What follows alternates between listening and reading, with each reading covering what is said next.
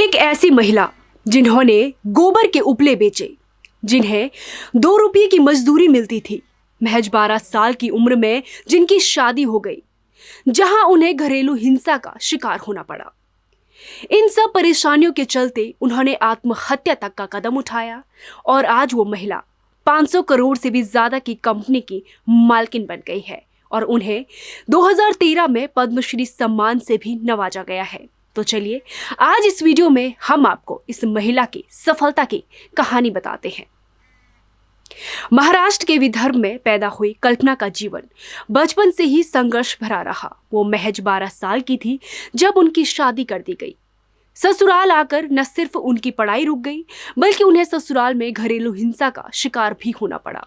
उसके बाद कल्पना के पिताजी फिर उनको वापस घर ले आए, लेकिन मायके में सबने उन्हें ताना मारना शुरू कर दिया, जिसे तंग आकर उन्होंने खुदकुशी करने की सोची और जहर पी लिया। लेकिन कल्पना बच गई। इस हादसे के बाद कल्पना मुंबई लौटी और अपनी नई जिंदगी की नई शुरुआत की। यहाँ आकर उन्होंने एक कंपनी में नौकरी कर ली। यहाँ एक दिन में उन्हें महज 2 रुपये की मजदूरी मिलती थी। इस तरह वो धीरे धीरे आगे बढ़ी और फिर 50,000 का लोन लेकर एक बुटीक शॉप खोली। इसके बाद उन्होंने कभी पीछे मुड़कर नहीं देखा। अपनी मेहनत से मुंबई में उन्होंने अपनी एक अलग पहचान बनाई। इसी जान पहचान के बल पर कल्पना को पता चला कि 17 साल से बंद पड़ी कमानी ट्यूब्स को सुप्रीम कोर्ट ने उसके कामगारों से शुरू करने को कहा है। कंपनी के कामगार कल्पना से मिले और कंपनी को फिर से शुरू करने में मदद की अपील की। ये कंपनी कई विवादों के चलते 1988 से बंद पड़ी थी।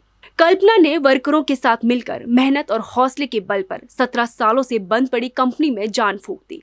ये कल्पना सरोज का ही कमाल है कि आज कमानी ट्यूब्स 500 करोड़ से भी ज्यादा की कंपनी बन गई है। उनकी इस महान उपलब्धि के लिए उन्हें 2013 में पद्मश्री सम्मान से भी नवाजा गया है और बैंकिंग बैकग्राउंड से न होने के बाद भी सरकार ने उन्हें भारतीय महिला बैंक के बोर्ड ऑफ डायरेक्टर में शामिल किया है। इसके अलावा Kalpana Saroj Kamani steels, KS creations, Kalpana builder and developers, Kalpana associates जैसी दर्जनों कंपनियों की मालकिन है। इन कंपनियों का रोज का टर्नओवर करोड़ों का है। समाज सेवा और उद्यमिता के लिए कल्पना को पद्मश्री और राजीव गांधी रत्न के अलावा देश विदेश में दर्जनों पुरस्कार मिल चुके हैं। तो ये थी कल्पना सरोज की कहानी, जो हम सभी के लिए एक प्रेरणा स्रोत है। ऐसी ही महिलाओं से जुड़ी सक्सेस स्टोरी सुनने के लिए हमारे चैनल को लाइक, शेयर और सब्सक्राइब जरूर करें।